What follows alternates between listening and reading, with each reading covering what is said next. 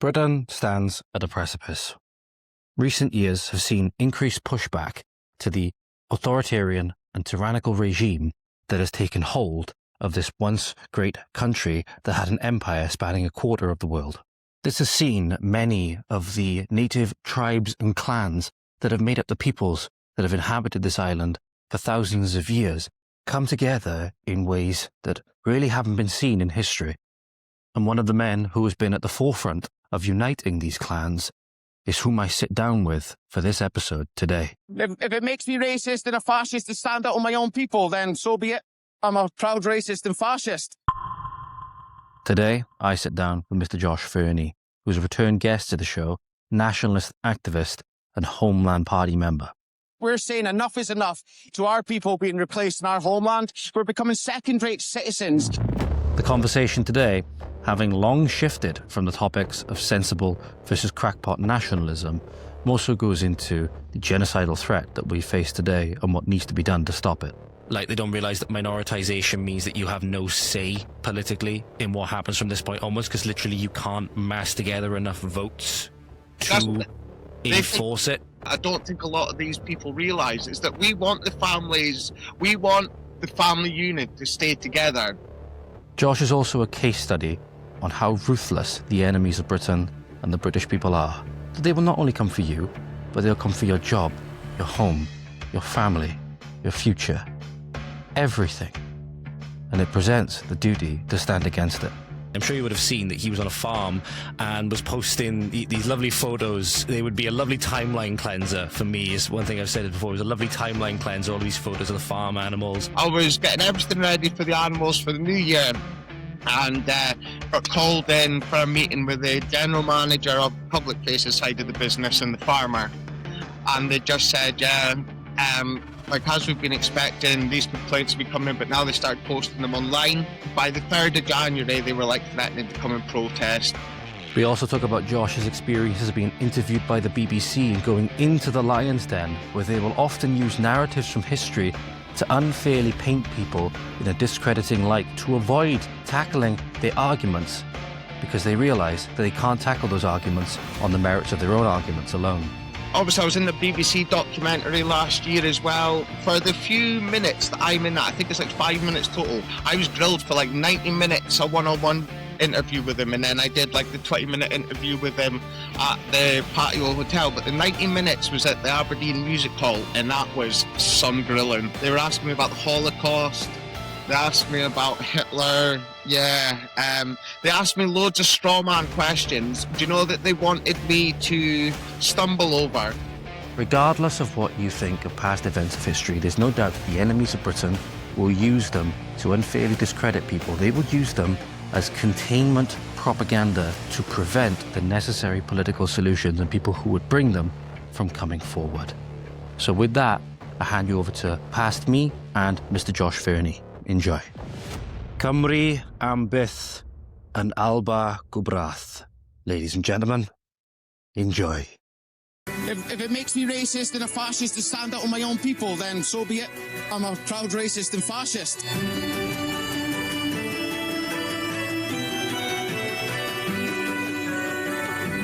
We're saying enough is enough to our people being replaced in our homeland. We're becoming second-rate citizens. I'm dying in your beds many years from now. Would you be willing to trade all the days from this day to that for one chance, just one chance, to come back here and tell our enemies that they may take our lives, but they'll never take our freedom?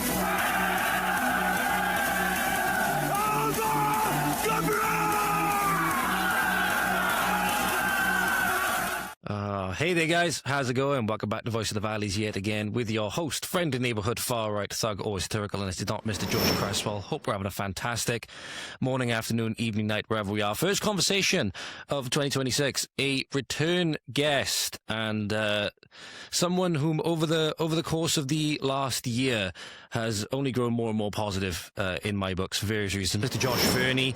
As you know, I sat down with Josh earlier on last year. I believe it was around February, the conversation around that time was around sort of like sensible versus crackpot nationalism, those kinds of conversations, what the Homeland Party was about. If you haven't gone and listened to that conversation, you find it linked down below. A lot of good background to kind of the things that we'll probably be expanding on today. Because I think Josh will agree with me in that there's been a lot of developments, particularly in nationalist politics, British politics, world politics, over the last year. And 2026 is certainly going to be very, very interesting. But thank you very much for joining me, Josh. How are you doing today? I'm buzzing. Thank you very much for having me back on, brother. It's always good to come on to these shows. I'm just glad to be back. And like I was saying to you before you started recording, to see the journey you've been on yourself, do you know, that for me is a massive white pill. See, seeing like honest, good, upstanding members of society like yourself, like going on their own journey, not listening to what other people say, well, listening to what they're saying, but, you know, not polarizing your view on what one person's saying. We talked about that the first time, about the dangers of the echo chamber. And you've done your own research, you've spoken to so many different people, and people would still try and say that you've been, you know, brainwashed, even though you've gone and done all your own research, come to your own conclusions yourself. People would still say that, like, people like me have brainwashed you. No, I think it's depending on who you ask, you might get a different answer on if I'm a good and upstanding member of society. But it reminds me of the meme, and we'll get to some of the other stuff in a moment. One of the biggest reasons, if you haven't heard, ladies and gentlemen, I wanted to get Josh back on as well, is because one of the positions that he was at recently, I'm sure you would have seen that he was on a farm and was posting these lovely photos. They would be a lovely timeline cleanser for me, is one thing I've said before. It was a lovely timeline cleanser, all of these photos of the farm animals. I believe there's some like Highland cows and all of the manner of animals that were on there.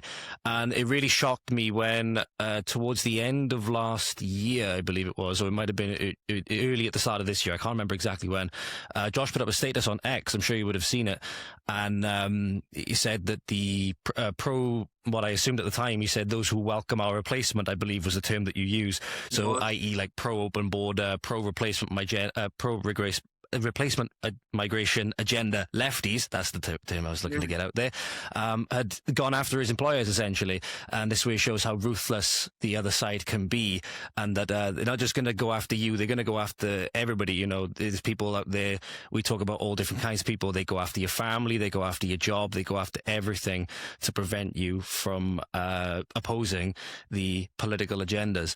But yeah, it kind of reminds me, Josh, the meme, I'm sure you would have seen it, it's like the two people you have, the two silhouettes you have, and it's like the one side you've got like the Antifa flag, the trans flag, the like quintuple vaxxed mask, the lot of it, and then you just have the other guy over the other side with like maybe like the Christian cross or whatever it is, and it's just like the lefty on the other side be like, oh, who radicalized you? And it'd be like, or you're brainwashed. You'd be like, I don't think it's me that's brainwashed. Yeah, you know what I mean? But what have you been doing over the last year anyway? You've been very politically active over the last year. What's some of the biggest things that you sort of got involved in last year? Some of the most notable marches or like protests, whatever it might be, that you got yourself involved in?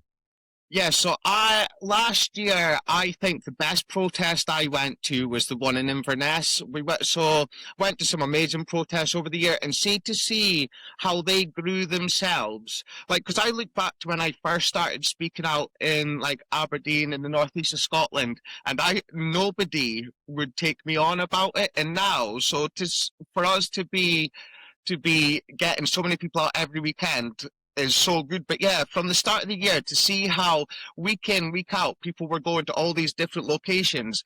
And it's not like in Aberdeen, we've just got like the one hotel or that. We've got 5 in very close proximity to each other. And then we've also got HMOs as well. They're using student accommodation, things like that.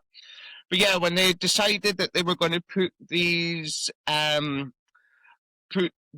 boat people into the barracks, the one in England and then the one in Inverness, the Aberdeen Against Illegal Migration lot went to Inverness, and I went down with them and I spoke. And honestly, I don't know if it was the atmosphere or like where we were positioned, but where we had the tent up was like right in the middle of the high street, and we had music playing and stuff, and it was like the whole of Inverness came out, and it was just amazing. Like, these things, they can be quite hostile, like the one in Falkirk a couple of months ago, where we just got kettled in by all the police officers. Like within the first hour of us being there, we were all surrounded by the police. Like those ones were pretty hostile. Bottles were flying from one side to the other side, fireworks and stuff like that. Like it was a bit of pandemonium. Do you know when you see films and they'd show you what protests and stuff look like? That was kind of what the one in Falkirk was like. But yeah, the one in Inverness was just amazing. It was just such a good atmosphere, and what really white-pilled me about Inverness and why it was so special to me is, like I was saying, when I first started speaking out in the northeast of Scotland, no one was really ready for it. So that's why I was a wee bit nervous. Obviously didn't make it known, but I was a wee bit nervous about going to Inverness, with it being the very first time we were going there. But to see the atmosphere that we got, because it's such a small place, none of them were consulted either, and because it's such a military area up there, it's so militarized because it's got the army barracks, as it's got Fort George and that up there as well. You've got the RAF bases in Lossy, and the military base at Kinloss that's sort of just used as a staging post, really. But you've got a lot up there. So it was really good to see so many people coming out. And then I gave my speech, and I had loads of people coming up to me, shaking my hand, telling me they were a veteran as well. Do you know what they had seen what was going on, but no one wanted to say anything. And a lot of them genuinely thought that it wasn't going to touch them that far north in Scotland, because like northeast of Scotland, me, Aberdeen, it's not very warm here at the best of times. You go even further north, do you know what I mean? So right chill up there. But yeah, so it was to see how much the windows moved, that we can go to a new place like that and be accepted and people understand where we're coming from. And for them to have already broken from that brainwashing of these people are just coming here because they're racist, they're intolerant. That's what we're doing. We've been the tolerant people for decades, and that's got us to where we are, where our people are unsafe. Our people are second-class citizens in our own ancestral homeland. And yeah, that was, like, obviously I was in the BBC documentary last year as well, and that was when I was at the Patio Hotel where I'm going to on Sunday. That was where I first saw the BBC people, and they were trying to get someone to be like, they were trying to interview people and no one would interview them. And they said that this documentary was going to be going out no matter what, you know? And they wanted to have people from either side. And I was like, if no one's going to speak, then I'll do it. So yeah, was in that BBC documentary, and I thought they for the few minutes that I'm in that, I think it's like 5 minutes total, I was grilled for like 90 minutes, a one-on-one interview with him, and then I did like the 20-minute interview with him at the Patio Hotel. But the 90 minutes was at the Aberdeen Music Hall, and that was some grilling. You know, it was just me and him in this big wide room, and then he had his cameraman, he had his sound lady and that, you know, so there was a group of them and it was just me, and it's sort of like their intimidation tactic. But me, I've just got like that big set of cojones where I'm like, okay, do you know. Yeah, so last year was class, and like you're saying, it was actually on the 31st of December. So I was getting everything ready for the animals for the new year, and got called in for a meeting with the general manager of public faces side of the business and the farmer, and they just said, like, as we've been expecting, these complaints will be coming in, but now they started posting them online. And then by the 3rd of January, they were like threatening to come and protest and stuff. So that's why, 3rd of January, that was it. It was like, well, either I leave or I'm sat, you know. But like I said to the farmer, I could easily fight this, you know, and ruin that business, but that's not what I'm in this for, you know. I don't want someone else to suffer because of these people. I said, I'm not going to fight it. You know, he's trying to protect the business. He's trying to protect other people's livelihoods. And I knew what I was getting into when I moved into this world. Maybe wasn't expecting the left to be just as vicious as they've been. But yeah, I was ready to take some licks, you know, and I'm still ready. Like, it did rock me a wee bit. Like I'm saying, it was such a happy place for me. I used to love going and seeing animals and seeing them get so excited to see me, you know. And like, there's the ones that came to us that we weren't sure if they were going to live, like Maggie. Her mum died when she was like 3 hours old, a little pygmy goat. and just to get to like love and nurture them, and them to see me as family. It was a special place for me, and all that they've done is taken away like a little bit of happiness. So that just means that I'm a little bit more focused on the mission, you know. Just because the show, they'll come for everything. Well, that's the biggest thing. They'll leave no stone unturned for the pursuit of their political agenda. I'm glad you brought up the obviously one of the biggest things I wanted to talk about was the farm, and you said as well that this wasn't really even the first time that it had happened. Before we started recording, there was another incident that happened before a previous business that you were in, and you had to sell your shares in it and stuff like that. I was right in saying, though, there's a couple of things I wanted to highlight in what you said before I come back to the farm. The bit you mentioned about the white pilling in, I think you said it was Inverness, was the really white pilling event that you went to. Have you ever had that moment before, maybe when you first started getting politically active and stuff like that? It would probably apply then. Sometimes it can feel like the government obviously wants everybody feeling as though they're isolated, that anybody who has dissident views, like, for example, Winston Smith in 1984, I'm just bringing that up because I'm doing a series on that at the moment. They want everybody to feel isolated, to be unsure who actually thinks the same way that they do, or at least who sees what they see in terms of seeing the government corruption, in terms of seeing the wider initiatives that's going on. Have you ever had that moment as well, or was it like that for you maybe in Inverness or some of the other events you've been to, where you have that sigh of relief for being like, oh my God, I'm not alone in this?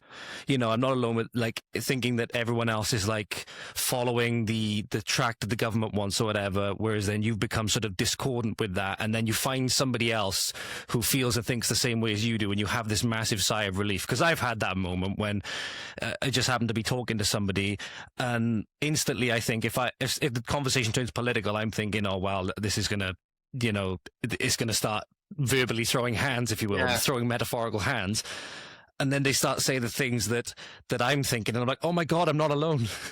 What was I'm not alone.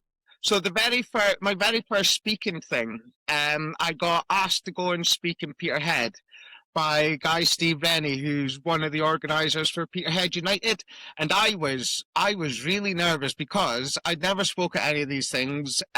When I had started speaking out, I'd been totally rejected, you know. So I was nervous, but like I'm saying, I let my confidence not get in the way, and I wasn't going to let the fear stop me.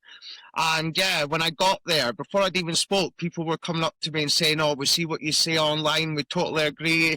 And yeah, having debates with people there. And that was when the first few I went to, Peterhead and Aberdeen, and speaking to people from different political parties. Like, I thought people like UKIP supporters, Reform supporters, all that wouldn't want to, like, I'd always seen the political divides. Nobody wanted to socialise with anybody else from other political parties. So, and I thought that was how it was going to be. But that, yeah, when you start going to these protests and realising that everyone's like, the battle lines have been drawn between the establishment and the working class people. And like, on a regular, I stand with UKIP members, I stand with other Homeland members, Reform members, and we don't care about our political allegiances. We care about our love for our people and making sure that our people have our human right to exist in our ancestral homeland. You know, so that was really good to see that people can put that aside. And to be fair, there's certain topics that, like, I know it's quite a childish thing to say, but see, when you're at these protests and like someone on our side will start chanting something like Keir Starmer's a wanker, the left join in with that, you know? And I even think stuff like that, when you see everyone coming together about things like that, we are all agreed that the establishment are working to get against us. It just annoys me well, not annoys me, just like throws me a bit that these people on the other side can't see that we're doing this for our people. Why do we have to accept other people to be tolerant? Why can't we just be tolerant of our own, making sure that our own succeed? Yeah, it's a weird act of hypnosis they kind of go through. They hate the government, but they seem to support everything that they do. It's just like Again, I think my conversation with John Carr highlighted on it a little bit as well. There's like some people that just hate the rich, or some people that hate people who are in better positions than they are, you know, envious in that regard. It's almost like they're just kind of maybe driven by like a perpetual envy. Like, you know, nothing would ever make them happy in that regard. You could replace them with somebody that they would like, and even after a certain point they would get sick and tired of them, you know what I mean, because it's not them in that seat or whatever. Maybe it's that kind of perpetual envy of whatever it be, power, status, popularity, I don't know, money is obviously a quite common one as well. It's weird because you see a lot of them, they'll join in with the chants, Keir Starmer's a wanker and this stuff. But at the same time, all of the initiatives which he would support, or at least the vast majority of them, they would also be ones that they would tend to agree with ideologically. So, you know, a lot of the movements, whether it's, you know, the social liberalism, so like the normalization LGBT, or all of this kind of stuff, especially some of them, like especially the Greens, they take it to a, you know, the Greens and a lot of the others take it to a ridiculous extent. He said, I don't know what party she was in, but you know, I think he called her trans the kids Maggie Chapman. I think he called her in her last interview. Yeah, she's actually the rector of Dundee Uni, and she's an MSP Sounds for the about Greens for the like Dundee Angus area, and she's the one that was in the paper. And I'll send you the screenshot so you can put it up here. But of her, the news story is Greens MSP wants kids as young as 8 years old to be trans. Do you know? And it's just abhorrent is the only word for it. But yeah, I'll send you that screenshot of the news story over so you can put it up here so that people can see. Like, I just think that sort of stuff's wild. But do you know, like, she was one of the... Oh, go on. Yeah, do you know how we're saying about stuff that they agree with? They call us all far right and all this, you know, even like folk who are centre right, they call them far right. You see a lot of these people that they call far right, what they don't realise is that a lot of us do have a lot of, when it comes to the economy, have a lot of socialist views. Like, I believe that we should encourage big families through tax relief and that, you know, but families staying together. Like creating the cohesive group. I think that we should incentivize stuff like that. Now, that's not a capitalist point of view, do you know? Capitalist point of view should be for every child you have, you should be paying, do you know? Whereas I believe that we should incentivize families to stay together and have more kids. And that is a view that I don't think a lot of these people realize, is that we want the family unit to stay together. And it's so, like, you're not going to be able to go with like I'm saying, go down the capitalist route if you're wanting families to start growing. Is that like kind of a similar way to like the way Hungary does it? Is that kind of like the conceptual framework in a way, the way that they put like I think it's one of the things that Viktor Orban announced, like if a woman it's like 3 or 4 children, they pay like 0 income tax and stuff like that. Exactly, 3 or more kids. That's exactly the lines we would want to go down. And they call Viktor Orban. That's just a perfect example to show what I'm saying. Viktor Orban is someone that they call the far right leader of Hungary, and he's not. He just cares about his people. He wants what's best for his people. Do you know? And if that means shutting out foreigners and giving his own people tax release for having bigger families and staying together, if that makes him far right, then I'd be proud to be a far right leader. That's literally literally you'd think that would be the exact job of government, is to keep out people that you think would want to come in and take the resources that you have, and then the resources that often you are forced to pay forward, that is used to benefit you back. That's the whole point. It's the government is the system you elect that is the best body to decide what to do with those resources that you put forward, and that's why then it should be put back into, you know, supporting families and all of those things, right? You think that would be like the exact job of government. So if that's what classifies as far right, then apparently functionality classifies as far right. And well, if that's the case, then, you know, guilty as charged. I'll take my nickname, guilty as charged. You know what I mean? What does it make Keir Starmer then when he's letting in these Egyptian anti-white, like almost terrorists pretty much, but he's letting in these anti-white Egyptian, then he's gone and banned Eva Vlaar, do you know, Vlaardingerbroek?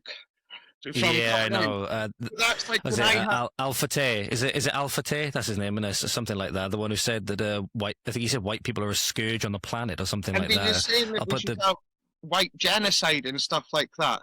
But this is the second person that our government has said is not conducive to the public good when all they do is stand for their own people. Because Renaud Camus, he was meant to be speaking at our remigration conference, and he's a gay French Zionist. You know, I actually think he's Jewish, and they wouldn't let him in because he believes that the Great Replacement is happening. He's always gone on about it. He's like in his 70s or something as well, and he's got cancer. And they said that his presence in Britain was not conducive for the public good. And now Eva Vlaar, she's got, sorry, I'll call her Eva Vlaar instead of Vlaardingerbroek every time, okay? So Eva Vlaar, she went and criticised Keir Starmer, and then 48 hours later, he's like, your presence is not conducive for the public good. But yeah, look at all these foreigners, all these third worlders that come in and start stabbing up the streets, and then they're kept, they're not deported. How are these people seen as conducive? But the people who are educated, well educated, have been out in the world and have realised what's going on. Why are they not seen as conducive? It's just crazy. And I think the biggest thing is that if I talked about this I was trying to record a solo political commentary episode yesterday just for the show, talking about this exact situation, talking about Eva's situation. I've seen an update on that. Apparently Rupert Lowe is going to be raising it with the Home Office, if I'm not mistaken. So hopefully may see a reversal. Who knows? The biggest thing is that I sort of cottoned onto is like, oh, hang on. If you replace public good with state good, and i.e. referring to the government, I think then you can see where the wider con is taking place. Then you see that allowing all of these people to just come in through a completely vapid open border, completely paper thin border and stay here, you turn them into voters, you turn them into citizens, you overthrow the citizens' rights that way. That's very conducive to the state good that's already committing treason anyway. It's not conducive to the public good. If you have somebody come in who's a contrarian speaker, I mean, she calls herself the shield maiden of the far right, right? So you have somebody come in who speaks that message of against the government. It's not conducive to the state as a good, but it would be very conducive to public good. It's again that whole thing. Everything is turned on its head.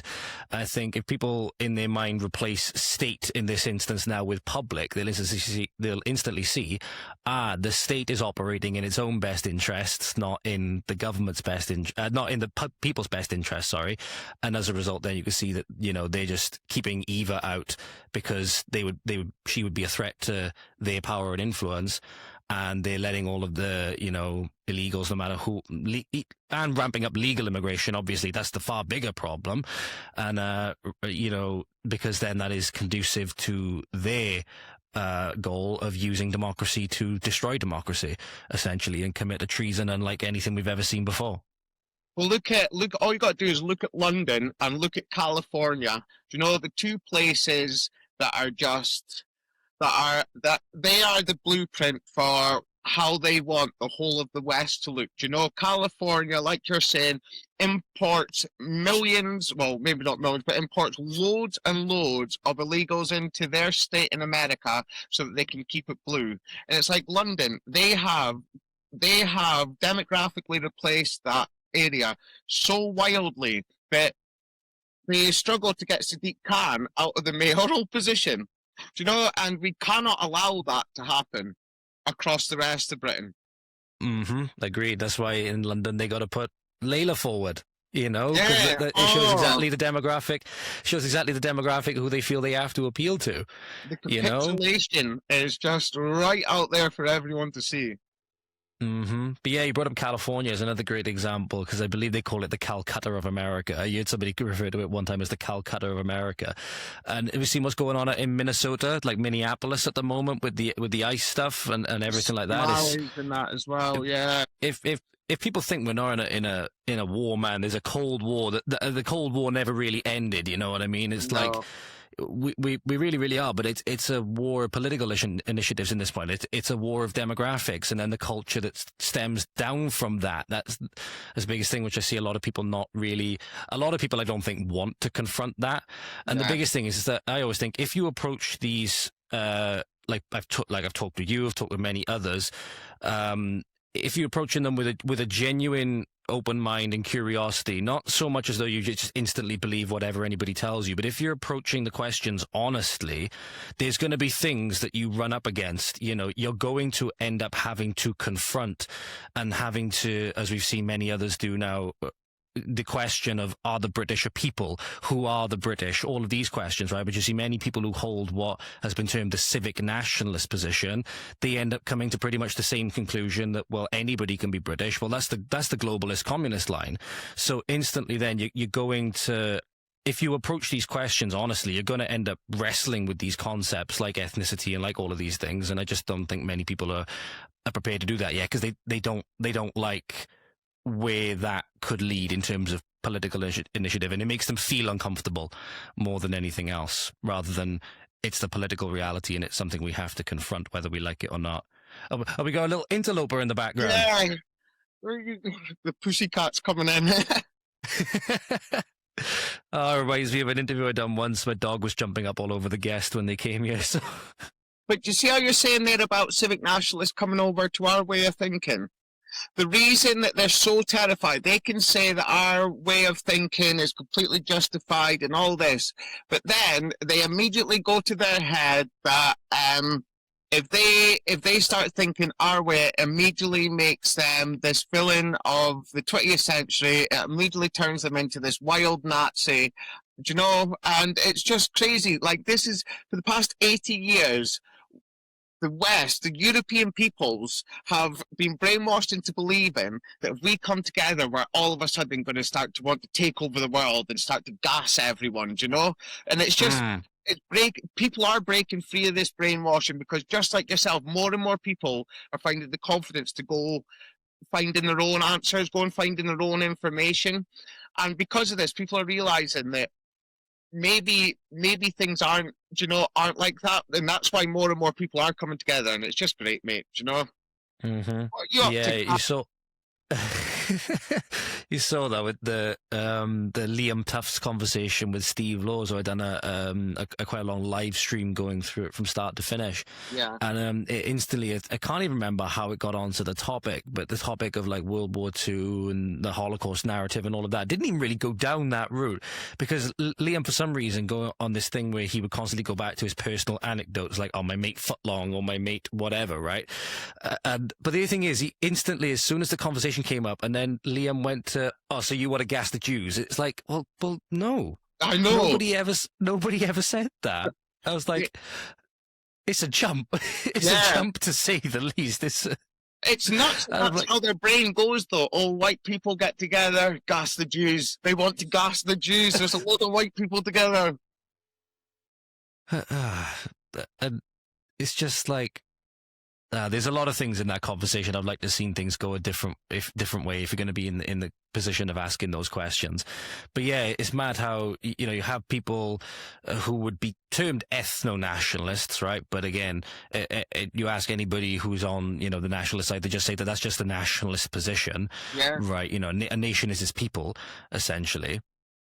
And you know, instantly then it goes to like, oh, the 20th century and the Holocaust and all of this stuff. And it's like, well, not necessarily, you know what I mean? It's often used as a deflection tactic, you know, it's often used as a cudgel to keep people silent.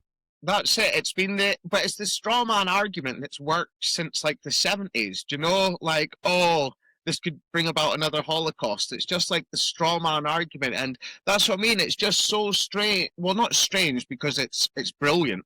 But the fact that it's just the past few years, people have just had enough of it. And it's our generations, you know, mine and yours, coming through, because our parents, they're still all, you know, they're still believing. Like me and my family, like our politics could be any further from the truth. Like, I've got a sister that went and studied like gender studies and that, you know, like a proper far left liberal, and my family love it, but my politics are like, oh, you're racist. Oh, grow up. Do you find that makes like I don't know, like communicating with them or talking with them if certain things come up like kind of difficult? Does it strain the relationship or anything like that? Do you often find that? Yeah, because I'm in a very similar position. Like if certain topics come up, I'm just in the back of my head thinking, don't ask me about this because you're not gonna like my answer, and it's gonna start something, and we're gonna get into this. I'm like, just don't ask about it. And then if it comes up, and I'm like, oh well, I'm not gonna like lie. So we've now I just don't really go around there anymore. Just because things got so bad. And the way things, like, I honestly thought as things got, like, as the window moved, they'd come more over to my way of thinking because they agree with so many of my points, but they just can't get past the whole, like, this whole being tolerant. That's their favourite thing. Like, be tolerant. I've been tolerant for too long, man. Yeah, it's been weaponized. Yeah, and but I'm okay with that, mate. I'm not going to let anything stop me fighting for our people. I'm not going to let anything stop me fighting for you, brother. Do you know? But, people are going to come and people are going to go, but my family will always be there. Do you know? They'll always be there. If I needed my family, they'd be there. They're not cutting me out in that sort of way. But this is a journey they don't want to take with me, and that's their decision. But I'm taking. I suppose at the same time, you're doing it for them as well. Exactly. That's it. Exactly. They just can't see it. Yeah, and that's the biggest thing. I talked about this with people before, and I'm looking at, like, it's coming into the big cities in Wales at the moment, and I don't think the maps are as accurate as they claim they are, and I think the call for an emergency census next year is kind of telling with regards to that. I think the problems that we have in Wales are a lot worse than what, say, the census maps would have us believe. But you look at England, you look at London, you look at Luton, you look at Oldham, Telford, all of these other areas, the hot spots, and I'm like, well, look at what's happened up there. I'd be like, don't you think we should be concerned about the fact that our politicians are bringing in the same initiatives to make our communities look the same way? Yeah. And instantly people go, oh, well, that's up there. That's not here. I'm like, but the initiatives are the same. The political outlook is the same. The things that they want to do are the same. Why do you not think the same things will happen? And then the biggest areas you see, let's use the gangs as an example, that there have been cases now of these things operating. I've seen in certain news outlets in Cardiff, in Newport as well, I believe. I've heard potentially some reports from Swansea. Yeah. I'm like, you don't... And the biggest thing is, the thing that scares me at the moment is that, I don't know if you heard, I talked about it on, I think it was midway through last year it came out, that there was one of these gangs operating in Rhyl, and Rhyl is like... you putting that up. And Rhyl is like, I think one of the like whitest areas of Wales, if I'm not mistaken. Yeah. This according to the maps anyway, like the actual populations in question, it was like less than 5%. Like, you've got those happening up there. For all I know, it could be happening in a community like mine. And what scares me is that how do you find out? How do you be sure that it's not? And I'm just like, that thought, and the wider implications of what the government are trying to do. I've said it before, and I don't lie, it does frequently keep me up at night. Well, the grooming gangs are a perfect example of this, though. Like, you look at London and Luton, where it all started, because that's like our cosmopolitan area, and they thought that that's just where it was going to stay. The grooming gangs would just be there, but they've spread all the way from the south of England all the way to up into Scotland. Like, they're confirmed as high up as Aberdeen, maybe even higher.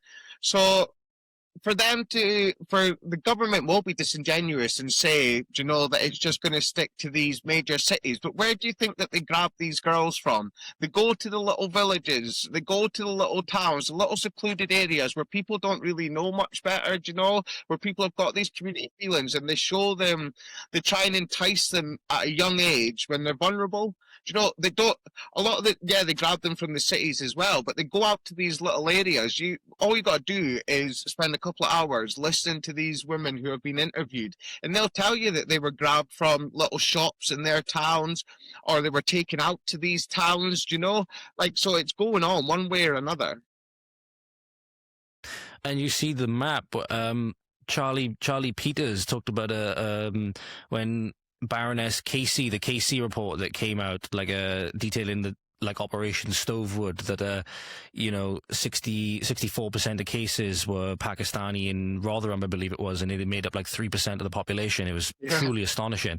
But at the same time this was going on, Charlie Peters and GB News were doing this sort of own thing, and they actually created a map, and you should be seeing it on screen if I remember to put it in post now, ladies and gentlemen, the trafficking routes that go all up and down the country, and I think it's just England in particular that they done in this example. But you see, and they're coming down from all the way up in the north, they go into London, and Sadiq Khan being a prime example, being like, I don't know of any grooming gangs in London, all of this stuff, right? And that, no surprise there, given his ethnic and religious background, should we say. And you have them coming from all over England and being trafficked to all these different places, even going all the way out to areas in the very far east of England as well, and little trafficking routes out there. It's like nowhere is safe. And I tried to, you feel like the boy who, not the boy who cried wolf, but like Paul Revere at the time of the American colonies during the American Revolutionary War, going around being like, the British are coming, the British are coming. I feel like that's what I'm going around trying to do now. And I'm like, just please, just at least listen. At the very least, just listen, and don't call me a conspiracy theorist, because this is happening. It is happening, and has been going on for nearly, 80 years. Yeah, I just, that's it. Well, but it's seeing, like, we do, like, you have these conversations and we can get really dark about them, but it's just to realize that so many people are being aware of it now, compared to this time last year. So many more people are aware of it. The fact that we have normies talking about identity politics, we've got normies realizing that illegal migration only makes up 4% of the mass immigration problem. People are normal, the masses are realizing this, so no matter how dark it gets, how anxious or nervous the situation makes you feel, mate, always see the plus side, that we are gonna win, because it's for our people. And if it wasn't for our people, then the likeliness of us succeeding might not be guaranteed. But see, because it's for our people in our ancestral homeland, we won't lose. We have nowhere else to go at the end of the day, do we? Exactly, brother. I mean, we have nowhere else to go. That's the thing. Is if we lose this, we lose everything. It's like, I think the biggest thing is people just still yet to realize how much the problem of, say, minoritization means. Like, they don't realize that minoritization means that you have no say politically in what happens from this point onwards, because literally you can't mass together enough votes to enforce it.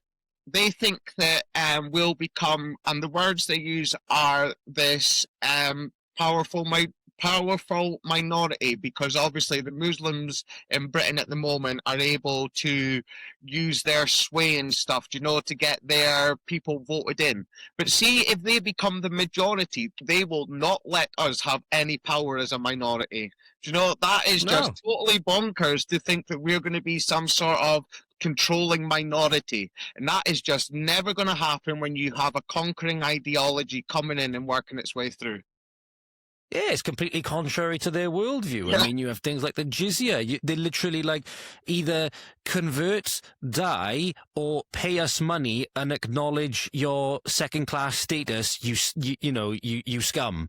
You infidel scum. That's literally what it is. I'm like, and you've already have a tiny, for lack of a better term, microcosm of what was going on all the way through the 50s and stuff like that.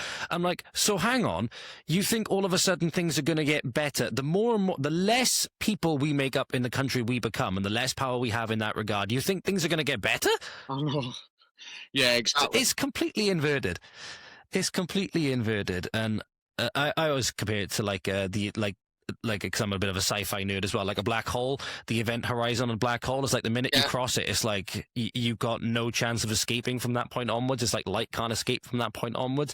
Yeah. And it's like at that point you forfeit your ability to change things democratically, which is for those who don't want to have the question around demographics and all of that kind of stuff, again, the more Civnat kind of position, it's like you are going to come up against it at some point, because humans are inherently tribal. So you are going to have to confront that at some point. And if you don't think that it's going to be a bad thing when the British, well, I don't want to say when, because it's not a certainty, right? Obviously things will be, rectified, should we say. But, if that was to happen, then pretending that it's not going to have really, bad consequences. Look at any other minority that really, throughout history, they haven't exactly gone very well. No. And this is the only land that we have. This is the only land that we have. You know what I mean? Yeah. So, moving on now to a little bit about what I wanted to ask you about as well, was the BBC documentary that you done as well. And you mentioned that you were took into this room and they almost like tried to put the frighteners on you, like intimidate you kind of thing. Yeah. What was that like? First off, what kind of things were they asking you? Can you refresh us on like what the documentary was about and what kind of things that they were asking you? And how did you feel that it went? The biggest question I have personally is, did you have concerns that they would chop you out of context and put different things in different ways and, actually change what you said? Even though obviously they don't necessarily like people that hold the positions that you and I hold, for example. Did you have concerns that even by their standards they wouldn't represent you fairly? Yeah, so I think after they interviewed me the first time at the protest and they said to me, across the road they're calling you racist and fascist, how does that make you feel? And I was like, if standing up for my people makes me a proud racist and a fascist, if standing up for my people makes me a racist and a fascist, then I'm a proud racist and a fascist. And that had Homeland Party like panicking because they were like, Josh, they're going to cut that in such a way. And I was like, it's all right, because I'd had people film the whole thing. But then going into the music hall in Aberdeen to meet them for the sit down, I was a bit nervous how they were going to cut it, so that's why I recorded the whole thing, my interview. And they asked me everything from like how my journey started to asking me about if I'd vote in a fascist leader if it got me remigration. They were asking me about the Holocaust. They asked me about Hitler. Yeah. They asked me loads of straw man questions, that they wanted me to stumble over. But as you know, mate, the rules that we've made in this movement is we're just honest. You have to be blunt and you have to be truthful. You cannot shy from these questions anymore. You have to be willing to say, no, I've gone out and done my own research and I don't agree with what we've been told. So I recorded everything. I sent it to the party and sent the whole 90-minute video to the party. So they'd already drafted up responses, because I'd obviously questioned certain aspects of the Holocaust and I'd gone on about about the Bolshevik Revolution. So they'd already drafted up a response. But yeah, because when I sat down with them in the music hall, like I said, I was a bit nervous, but I'm like a couple of years into this now, so I kind of knew that what to expect, which is why I knew to record the interview. And it is nervous. Like when I did the Times interview, that was far more nerve-wracking for me at the Remigration Conference. It was the first time I'd ever done that. Whereas the BBC, I've got a lot more confidence about me now in this movement, know what I'm talking about a lot more, and I've been around the people, I've heard it, so I've had that galvanizing stories told to me about like the mother of the 11-year-old girl who her daughter, there's a hotel called the Shore Hotel in Aberdeen on the Langstraat, and her daughter, the immigrants in there were trying to use the Domino's that's next door to it to use the pizza to lure the girls into the hotel rooms so they could ply them with booze and that. So hearing these sorts of stories is like, it galvanizes me for going into these things with like the BBC. I know that's going to be hostile territory, but I'm all for it, But don't get me wrong, that's why me being the sort of person who's happy to go into this like behind enemy lines, it also makes me very, very appreciative of coming on shows like yours and UNN, folk that not even like, yeah, you're on my side of the fence, but that's because you've done your own research and you believe that your fight is for the Welsh people in Wales and in Britain, that is your fight. And so when I come on shows like yours and I'm able to have an honest conversation, nothing's loaded, the questions you're asking me, I'm not having to read between the lines, You're asking me honest questions. You're wanting honest answers. And yeah, so stuff like the BBC, I knew it was going to be hostile. I just didn't realise all the tactics that they would use. Like, and coming out of there and people asking if they did certain things and explaining how they do it. Like that big wide room, me and Tim sat either side of the big wide room and his cameraman constantly walking around me. It's to create like intimidating atmosphere to almost make you feel like you're being interrogated. So, but yeah, I drank so much water during that BBC interview. Do you know, because you can feel it with all the lights on you and that. But yeah, BBC, yeah, it's. I knew it was going to be hostile, mate. And that's why you've got to record. If you ever go to these things, if you ever give an interview, make sure you have somebody record the whole thing. Surprised they let you, to be fair. That was one thing I thought that they might have said, oh, no thanks. But is there like someone in place they have to let you record it? Or was that a sort of a courtesy that they afforded you? Do you know? They have to let you record yourself, do you know? And okay. I think it's something. Some people do it slyly, but me, I told them I'm going to record this, do you know? And when they interviewed me down the beach, they watched me go over and grab one of the cameramen that records all the protests and take him over. And then what happened was like the whole protest ended up coming over and encircling us in the BBC, and it was ace because like the pressure was put back on the BBC then. Yeah, because they're very good, because obviously they're very well trained, obviously, you know, in what they do. And I found that people are very good just either with appeals to emotion and whatever else. I covered it was on the BBC, Your Vote, Your Voice. I think it was a Your Voice, Your Vote. It was I don't know if you saw it, the clip of the woman in Caerphilly, with the kid next to her. And she's like, I blame you, Mr. Powell. You brought this rhetoric of immigration is taking over the country and all of this stuff. It was a bunch of straw men and emotional appeals, but it was a clip that went relatively viral in Wales. Later on then, she went on to announce herself as a Plaid Cymru candidate, which tells you all you need to know. But they're very good. Your SNP, sorry to interrupt. Essentially, yeah. They claim to be. They don't even claim to be nationalists anymore. They claim to be nationalists, but they even say that now they're proud internationalists. They are some of the proudest, touters of the Nation of Sanctuary plan, which I believe is going to cost Wales upwards of £50 million and whatever. So again, funny example I actually covered recently. It was an example from October last year. Llainos Medi, she was in Parliament recently going on about X and the whole bikini thing, right? And that any person that supports the platform that, profits off, I don't know if she said profits off of, but like fosters the abuse of, women and girls and all of this stuff has no right to speak on this stuff.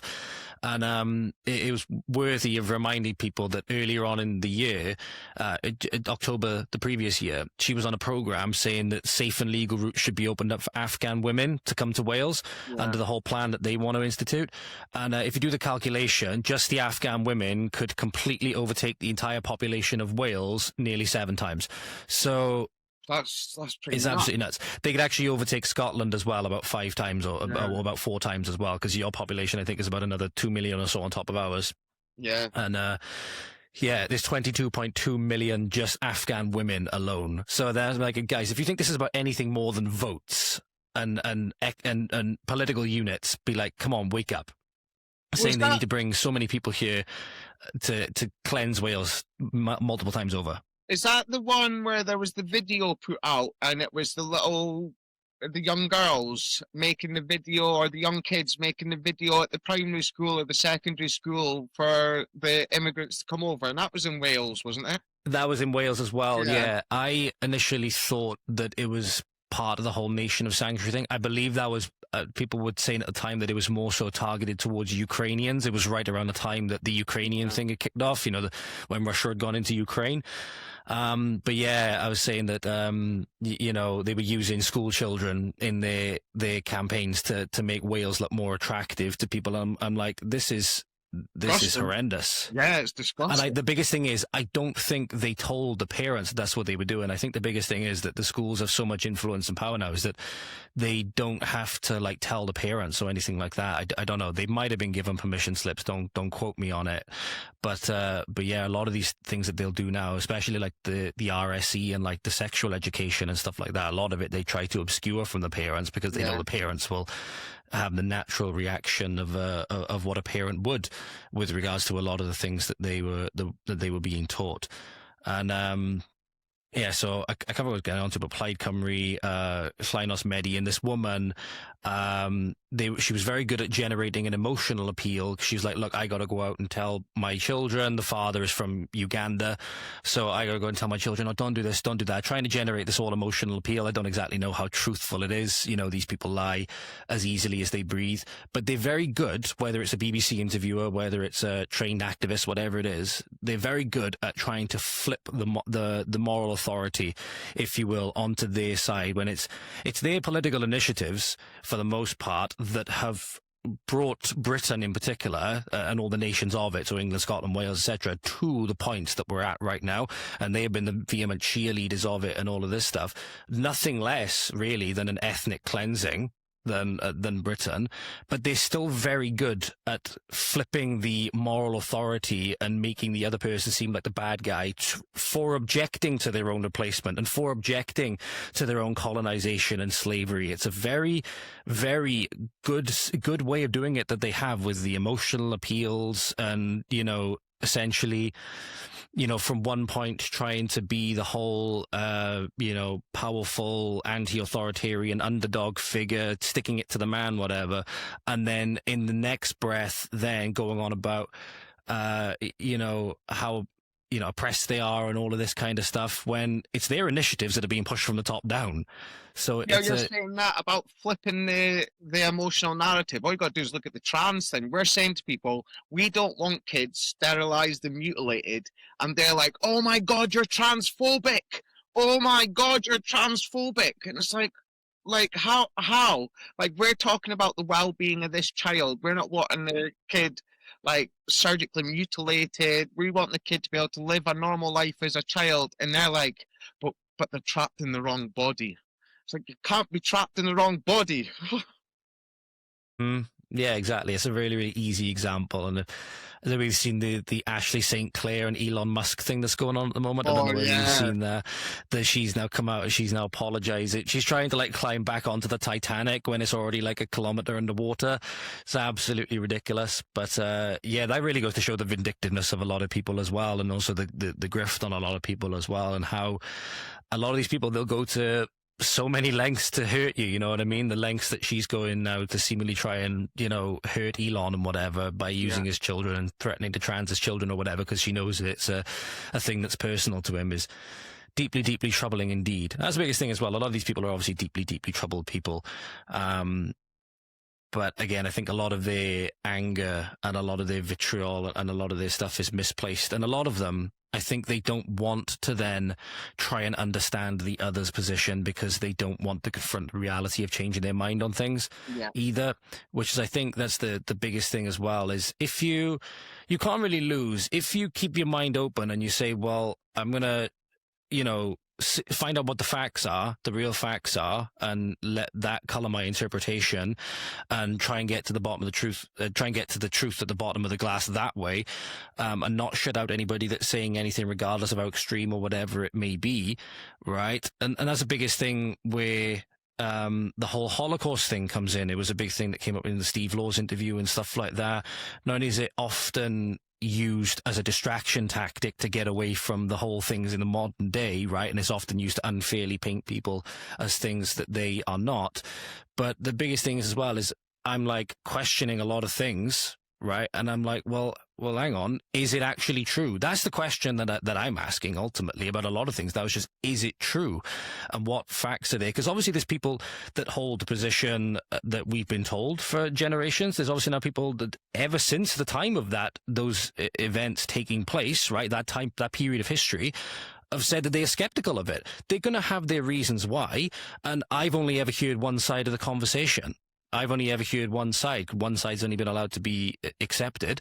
So I should at the very least hear what the people are saying on the other side, and then trust in myself that I can make the determination of what is true using my own faculties in that regard. And that's why I think it was really, really,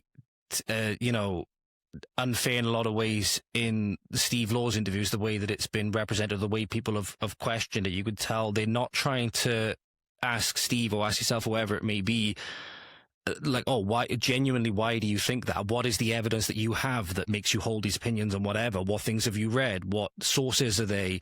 How do we know that they're reliable? Asking all of these questions, it's often used then, again, just to paint somebody and dismiss everything else that they have to say, when a lot of the other things they have to say could be true.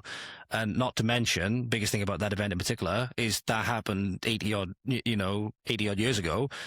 We're dealing with, a situation that's vastly different. We're dealing with our own extinction, which is something we have to take extremely seriously. So yeah, I was just wondering what it was like being stuck in that room with a BBC interviewer, knowing that they can be very skilled in turning the tables on the emotional authority, even when they've been the ones that have been arguably some of the biggest persecutors, especially of Britain and the British people. Well, yeah, so that was why I immediately kind of came out with my getting ahead of it post as well, because the Holocaust was the very last question they asked me, and it's like you're saying, they'd grilled me all this time, and the very last question they asked me was about the Holocaust, obviously to try and just destroy everything I'd said, and I did for a second think, what will I do here? And then I said to him, if you'd asked me a couple of years ago, I would have gone along with what we're told in school. But it's not until a couple of years ago I started doing all my own research, and I don't believe that there were 6 million killed, And then I said, why do we focus on the supposed 6 million when right before it, 60 million white Christians were massacred by the Bolshevik Jews during their revolution? We focus on this one aspect of history, and we're not allowed to question it at all. And they say that history is told by the victors. So surely, if the victors have decided that this is the story we're going with, that shows you who really won World War II. And it was just this point. We have to be willing to tread into these waters, and that's why, when you've got folk like Steve Law's doing it. See the Steve Law's interview? I keep meaning to say this, and it keeps going out my head. But you see how him being true to his messaging, Steve never changes what he's talking, his talking points. It's all about our people, our homeland. And because of that, he ended up getting Andrew Gold to be like, England's done, And because of that, so many, once again, normies are like, wait a minute, the English ones are like, I'm English, I don't want England to be gone. They're realising the holes in the Sivna argument. And that's the thing, as nationalists, we have to hold ourselves to a higher account. So when, you alluded to earlier, we cannot be afraid to offend anyone. So that's why when he asked me these questions about the Holocaust, I have to be willing to be honest about the research I've done. And he said to me after it, he goes, do you realise that what you're saying could be highly offensive and could be highly offensive to the Jewish community? And I said to him, well, Jews are not my people. Exactly the same as Muslims, Sikhs, Hindus. These are not my people. So I don't care if I offend them. The whole if you're afraid to offend somebody, then you're already a slave to them. Yeah, because you have to risk being offensive in order to think for yourself. Yes. That's the biggest thing. You have to risk being offensive in order to think for yourself. And that question, it's... I can understand why, for example, somebody in the BBC's position would ask it. They're trying to ask it as a gotcha. Obviously, they're trying to ask it as a discrediting question. But people now thinking in the modern day, a lot of people are going to be thinking, well, to be honest, at the minute, what somebody thinks of an event like the Holocaust and even other genocides throughout history, because obviously it's not the only genocide throughout history. Obviously, you've got the Armenian genocides and another one. You've got all other kinds of genocides that have often been perpetuated by countries' own governments, right? You had the North Korea went through their period of essentially what was a genocide because of famine, all of this stuff, is one that gets particular attention. So another reason to again understand why people question those things. Well, look at Churchill caused a near genocide in India. He diverted food stores away from India, so like nearly or maybe just over 1 million of them starved to death. You had a lot of debate about that one. That's the thing. Have you had a lot of debate about that one? People saying that Churchill tried to. There was was it like a monsoon or whatever, or there was a cyclone that happened, and then he tried to divert as quick as possible. Is that something that you heavily question? Do you think that? Do you think that he meant to cause it? That's the biggest thing. Do you think that he meant to cause it? I think he knew it was going to be a side effect, shall we say, of diverting those food stores to our troops, you know. So I think he knew it was a side effect and weighed our people's need for the food over theirs. Okay, that's fair enough. Especially at that time as well. That was right at the height of the war, wasn't it? I think it was 1942. It was, yeah. It was 42 that it was. Because it was rice, wasn't it? It was all the rice they were diverting away. Yeah, I can understand that. I know that's another hotly debated one. I see people debating that anyway. You know, people will make a post about it saying, you know, say Churchill caused the famine or Churchill caused the genocide in India, as you mentioned, and then some people come in and say, well, no, for this reason. Again, that's why. Again, getting back to the whole point about why they want to ban X, so they want control of the narrative, for example. You have that kind of discourse on X, right? And then people are able to see that, the difference of ideas, and they're able to say, oh, well, is this person more credible? Is that person more credible? Or especially with Grok, you can use Grok to summarize the key points of the post and whatever it is, and be like, what's the evidence for this? And you can use in kind of like a research assistant. That's often what I do as well. And at the very least then you can give each viewpoint its due diligence, whether it's for or whether it's against. That's the whole point of debate, right? I kind of forgot where I was getting on to when I first... Oh, yeah. Sorry. The one point I was making where you talk about like normies and Andrew Gold, how he had so much of his comment section turned against him, right? This is what I was going to get onto, was that now you've seen people who will say, well, regardless of what X person thinks about the Holocaust and stuff like that, less of a concern to that we could be a minority in the next 20 years and that extinction is a very real possibility straight afterwards. And that those people, regardless of what they think about that, regardless of whether the person agrees or disagrees with it, they're the ones who have been pushing that forward. And they're the ones that have been the loudest in pushing that forward and helping people understand the reality of the demographic replacement. So a lot of people now are going like, well, you know, couldn't give a toss what they think about the Holocaust in this context. I could, you know, our future generations could be enslaved or not here, you know, in the next few generations. I don't really care about anything else other than that. Exactly. And you saw his comment section very quickly turn against him when he said, you're living in the past, England's done. Yeah. But you could easily say the same about people that constantly go back to the Holocaust. They're constantly living in the past as well. You could easily say that they go back to the past, that period of the past, for a specific example every single time to discredit people who want to make changes in the present, which is... It just goes to show that a lot of the times they do that because their arguments don't actually stand up to scrutiny, is what I found. And a really telling example with that, Andrew Gold really didn't do himself any favours when there was that part of the interview where he said he changed his name and then he said, oh yeah, I can change my name again. And Steve just went, well, that literally just proves my point. Yeah, literally just proves my point. Yeah. I'm like... That was instantly, because I remember pausing it on stream. We were watching it on stream, and I remember pausing it on stream. I was like, I think Andrew's just realised what he's done here, and he literally just, you know, it was like a Freudian slip of gargantuan proportions. It was just like, wow, you could not have a better articulation of the stereotype.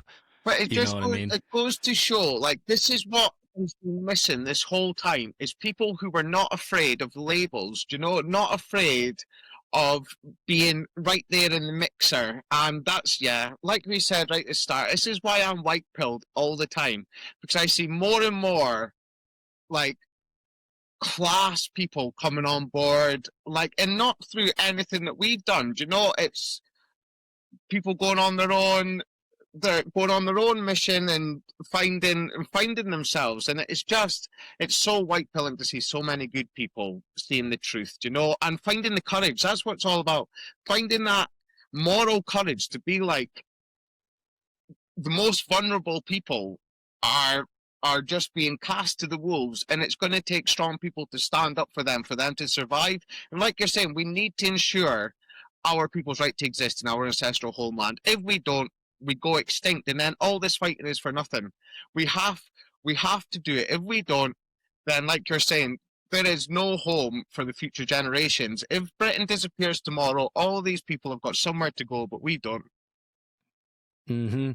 And the biggest thing is, say the worst was ever to happen. Say the worst was ever to happen. It's not like the future generations, whoever would the quote unquote new Brits would be like, oh, do you ever think about the people that came before? They're not going to be thinking, oh well, he was a Holocaust denier. So you know, they're not going to be thinking any of that. You know what I mean? It's a case of the political reality at the moment, and the demographic reality is what it is. It's the reality, right?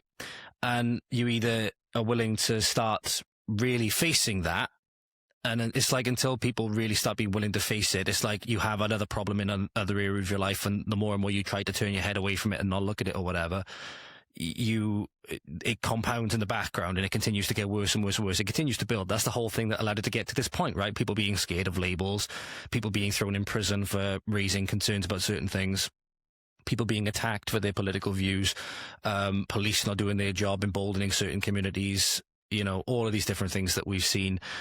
Even going so far, I believe at the moment, one of the police chiefs said that he fabricated evidence. Yeah. You know, the whole the Maccabi Tel Aviv Muslim thing, he fabricated evidence to keep the Maccabi Tel Aviv fans out. And I know there was a whole furore about that, people saying that, oh, look how either like anti-Semitic or whatever this is, but then people pointing out that no, this team had been like, you know, they're known for their hooliganism with regards to football and stuff like that. So again, you have all of this thing, but the biggest concern for me is that, hang on, you have police fabricating evidence for political reasons in this instance.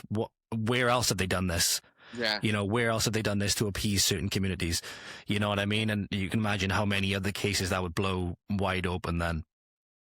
And we either confront the problems that they are here and now, and the political reality that we have here and now, and, well, we ain't going to have many more opportunities to do it, if any, really.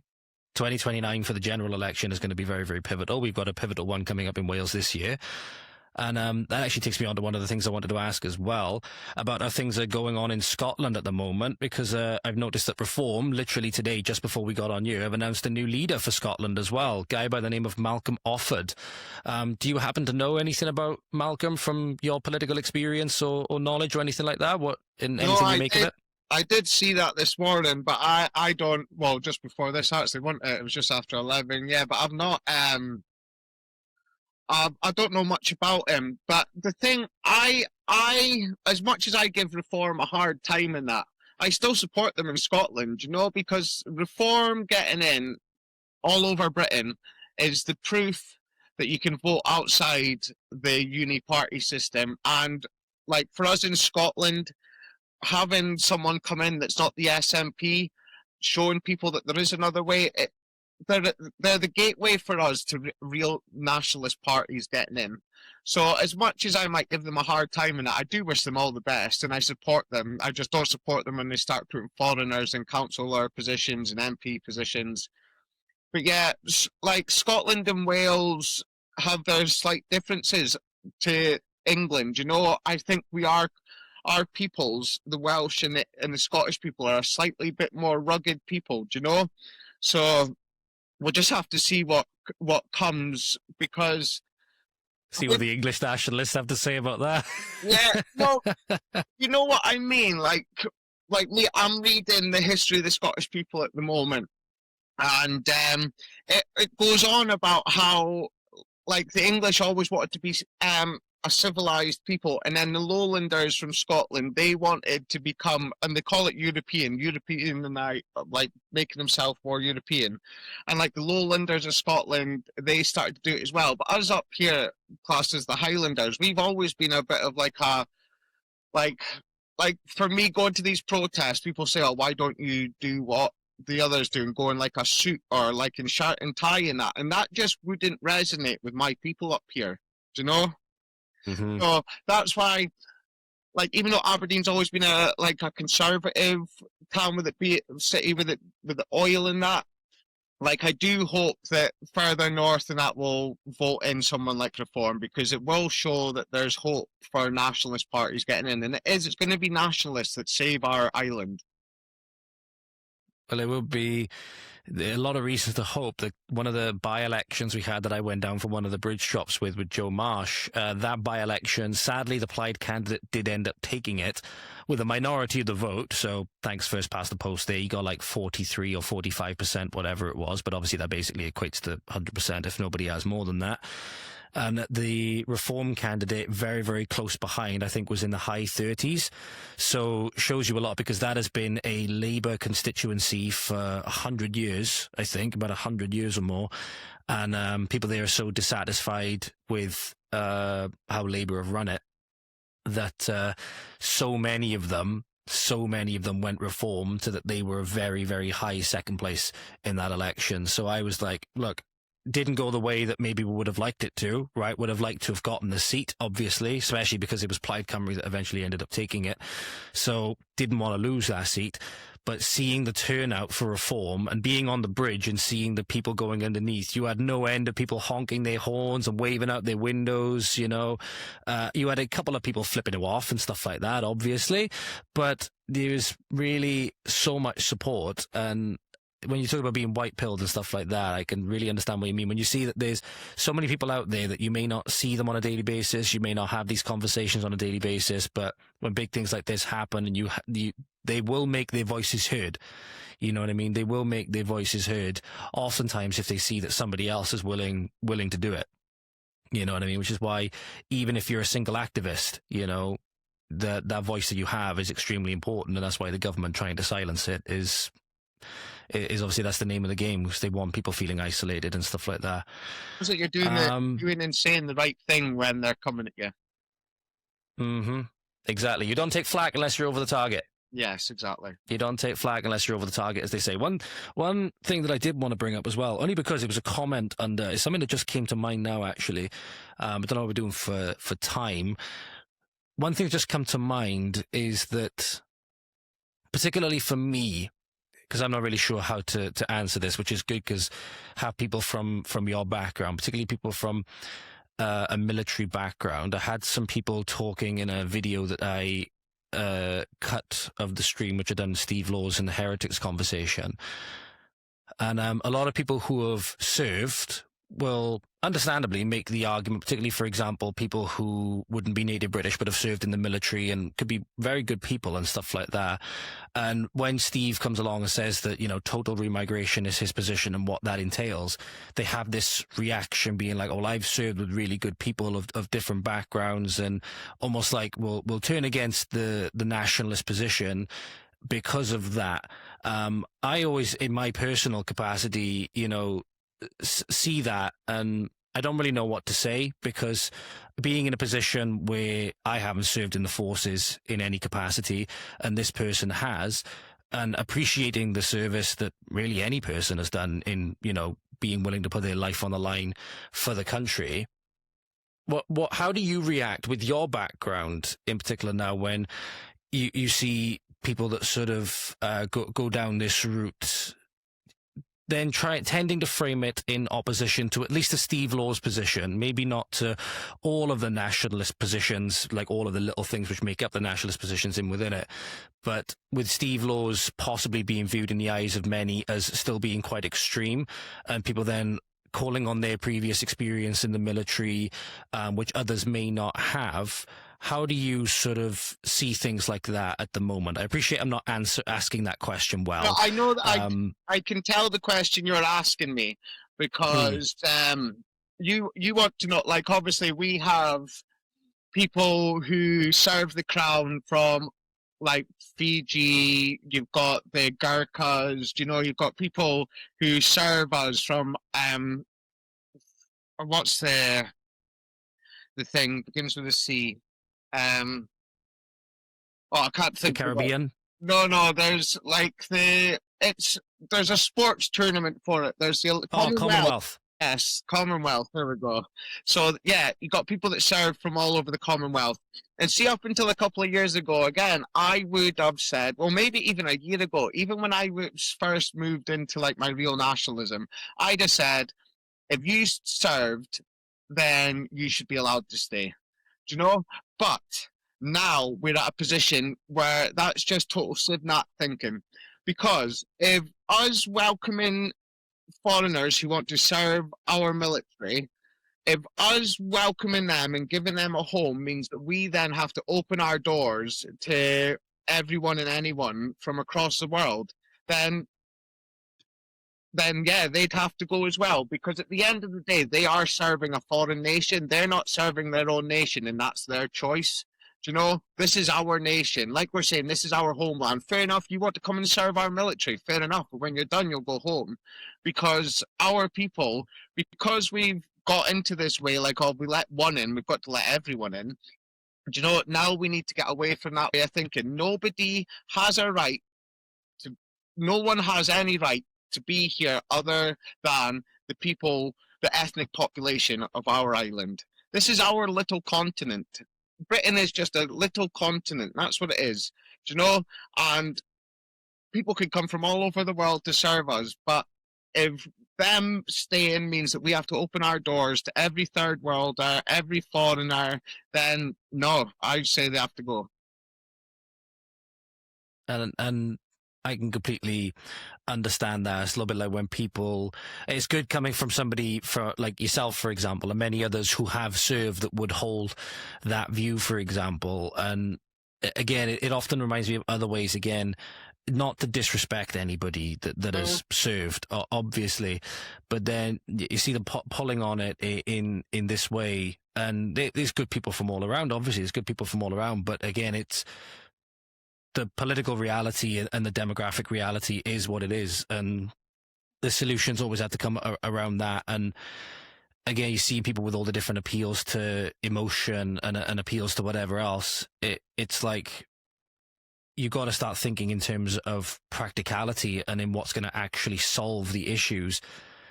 The biggest thing is that a lot of the policies that we've seen in Britain that have led to this problem that we are now dealing with have been because people's emotions have been exploited, right? It's been because people's empathy and their care for people around the world have been exploited.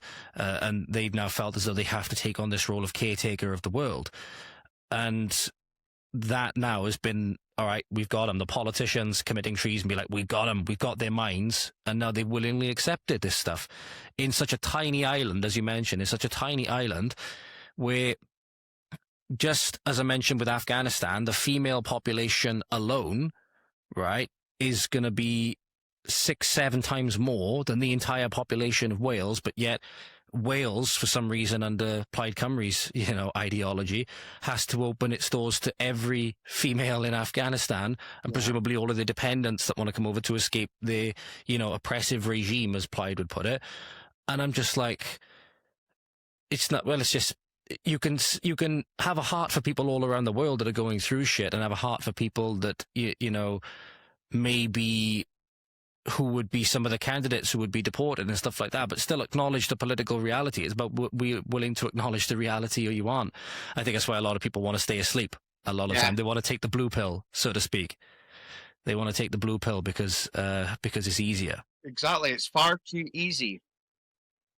It is, absolutely. Josh, is there anything you want to add, my friend?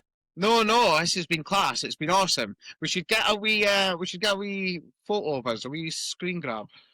Let me just Can we do that? Yeah, give me 1 second. 1 second. If not, the software is pretty good, and it will create some images on there as well. Yeah, we'll do that way, because my laptop just went really slow there, and I don't want it to just dump out before I say bye. Anyway, I just try to think, is there really anything to add, really? No, I think we've covered pretty much everything, mate. One more thing, if it's okay. Mainly casting, looking forward to the future now. That's one thing I wanted to ask you. personal and in terms of the political, how you see things. So personal, asking with, I believe if I'm not mistaken, you sort of rebounded from what happened at the farm. You've sort of now managed to get back on your feet a little bit and sort yourself out so that you are not put out so much by what happened at the farm, losing that employment and stuff like that. How are things looking in the future now for you personally in terms of yourself and obviously your activism and those kinds of things? Any events you've got coming up and stuff like that? How do you see then the broader nationalist movement trending as we go into 2026 and beyond?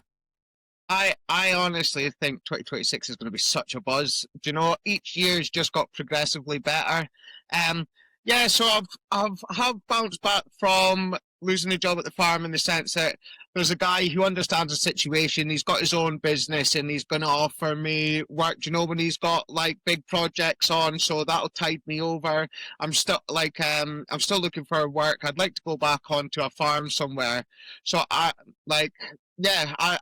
staying positive though, mate. You know, like everyone knows this about me. I just stay positive and I will not get myself down. I know that something will come my way, and whether it's something in the political sphere or something outside the political sphere that allows me to still be involved, something's going to come my way. But I think 2026 is going to be the year. Like 2025 was a year remigration went mainstream. Do you know? I don't even think remigration was mainstream when me and you first spoke, mate. Do you know? And now we've got it's on mainstream media. It's politicians are talking about it. So I think 2026 is going to be the year where identity politics is galvanized. So yeah, I'm just buzzing for it, mate. Buzzing for it. Yeah. Anything you got coming up? If I'm not mistaken, are you still a member of the Homeland Party? If I'm not mistaken. Still at any events or whatever they've got coming up? No, so they had the Christmas dues in December, but no, they've just been planning out the activism for the start of this year. But yeah, with me having the protests up here, like, because we've got the four of us up here in Aberdeenshire. You've got me, John, and then there's the other two that I won't mention just because they stay away from the camera, you know. But we've got the four of us up here. We're a really tight-knit group up here. I've played rugby with one of the boys like my whole time in Aberdeen, like since I was like 10, 11 years old. So, 10 years old. You know, so we're like, even though there's only four of us, we've got a really tight-knit group. And then the Aberdeen Against Illegal Migration lot, such a sound group, like, and they, like, this is what I mean about being white-pilled about, like, when I first started speaking out in Aberdeen, there was nobody really about, and now like this Aberdeen Against Illegal Migration team, class bunch of people, you know, the father and son duo that started it, and the team that they've got around them, got some really strong like men and women around them, and they're all family people, and it's just, I'm just buzzing for it, mate. Just love it. Awesome. And awesome stuff. We're looking forward. So actually, I think we're going down to Glasgow for we're meant to be going down to Glasgow at the end of this month for a protest, and then we have there's a big Scottish one in, I think it's March, and I'll be speaking at that. And that's nice. So yeah, we are uniting the clans, brother. Uniting the clans. Any others that John is going to be at as well? Does John still do the activism as well? So John's been out of the limelight been out of the political light for a bit, and just with him trying to, because he was cut from the Marines so quickly, like when I left the military, because I left, like before I was in the political world, I had I still got paid by the RAF for a good few months after, whereas him, because of the way the Marines dropped him, he just got like nothing. So he's been trying him and his brother are building just like a business that can be run so that they've got finances coming in, you know, because that's the thing that trips our side up as well, is that we get knocked back and like we have none of these NGOs or that piling money into us, you know, and that's why, see, the past year, this is something about me losing my place at the farm, is see the amount of people that came out in support of me. It was just so different to when I had to sell my share in the ROV business, because there's just so many more people understand the situation and have been through the situation. So that's why there's so many, like the amount of people that have come out and said that they're like trying to get me employment with people they know that work on farms and that round here. It's just, we're creating communities, mate, and creating these communities are what are going to stop us failing. So that even when one of us gets something thrown at them, they know that it doesn't matter how much it hurts them, they can come and they can get revitalized in the community in one way or another. Even when I lost my position at the farm, the amount of people that were asking me to create a Just Giving or whatever it's called, you know, so that people could support me and like that, I like, honestly, I was getting a bit emotional by it all, like, because like you said this earlier on, people can see this as quite an isolating thing. It can be very lonely at times, like, and that's coming from me, do you know? It can be very lonely at times. So see when you hit a dark moment and all of a sudden you've got all this light being shone on you by our people that have just got goodness in their heart, do you know? It's just, and they want nothing for it either. They just want to help you. It's like all these things happening, brother. I know that we are moving in the right direction. Like, because people will keep painting us as these evil monsters, you know, that just want to burn the world down. You know, we've got to go out smashing windows and all this. When really, we're creating, because we're such good people and people are realizing that we don't have hate in our hearts, you know? Fair enough, we get venom in our hearts when our people are hurt, but that's out of love. And like people, when I first started saying that it was out of love for our people, we don't do it out of hatred, a lot of people thought I was being soft, but then they realized that when I'm saying, when you love something so dearly, you will give your life for it and you will fight for that thing until the end of days, do you know? So that's what making people realize that it's out of love is making our movement so strong. And I honestly think, see, come the end of 2026, mate, the Overton windows, like, it's going to be even more, do you know? So we'll just see how it goes. We'll see how it goes. I'll just stay positive. Lot to look forward to, and it's exactly as you mentioned again. I'll never forget the first time I ever saw that somebody took out even one of the membership tiers on YouTube, and I saw that, I thought it was a spam email. It was a weird thing that somebody had sent something to my buy me a coffee, you know, support service. Yeah. I was like, is that real? And then it was literally, I remember it was in a public toilet in Morrison's. I read the email and then I went over to the service on my phone, and I damn near broke down in tears in the bastard toilet. It was like, you know, there are people out there that see this and want to support it, and it is a really, really good feeling. I remember talking with John about happened with me similarly when I was told by somewhere that my services were no longer required because of political reasons, and then I messaged somebody I know, messaged Joe, he'd be to tell this probably, basically out of desperation, because I've just been, you know, essentially been reliant on everybody else for everything that's going on at the moment. And just said, I can't really do much at the moment, like, but is there any work out there? You know, I'll pretty much do anything. There's one thing you can be damn sure of. I'll work hard and I'll turn up on time, even if I haven't got exactly any practical qualifications to my name because I didn't make the best choices in my early life. You know, it's a little bit like when I was in the womb, I should have been investing on the stock market and buying up properties, you know what I mean? I wasn't doing that. I was wasting my time, you know, with my thumb in my mouth. Yeah. So later on, he said, I'll do what I can. And literally about not even a day later, I think it was, somebody messaged me like, look, I might not be able to do anything this year, but next year, you know, you can come on jobs with us, hopefully help us out. I'll actually train you up in the trades that we've got. And I'm like, I'm damn near breaking down in tears. You know what I mean? These are the supposed evil, want to burn the world down, want to gas the Jews, Nazis that the media is telling me about. And they was being like, no, well, I'll teach you how to be an electrician. I'll teach you the trades and give you something which you can build a backbone and a family off of. And I'm just like, it's not how the media would have it portrayed. You know what I mean? No. And until you know, for most people, when they start getting into politics, particularly looking at the side of politics, it's going to be a little bit like holding your nose and diving in. You know what I mean? But once you realize that, oh, actually, no, it's like a you know, a roller coaster. You're going up, you're terrified of what you think is the drop is going to come, but then you get to the top, it's like, oh no, it's not that it's just bad. Nice people. Yeah. It's just a lot of nice people, and a lot of people who are just regular people, painters, decorators, electricians, tradesmen, whatever else, just being like, no, we don't like that our government are committing treason, and apparently that's now that's now akin to the worst crime against humanity that you could commit, is obviously noticing that your government are taking you for a ride. But no, I appreciate it. A lot of things to look forward to.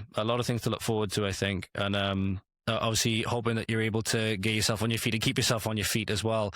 And if you still got your YouTube channels and your Rumble channels and stuff like that as well, do you still update them?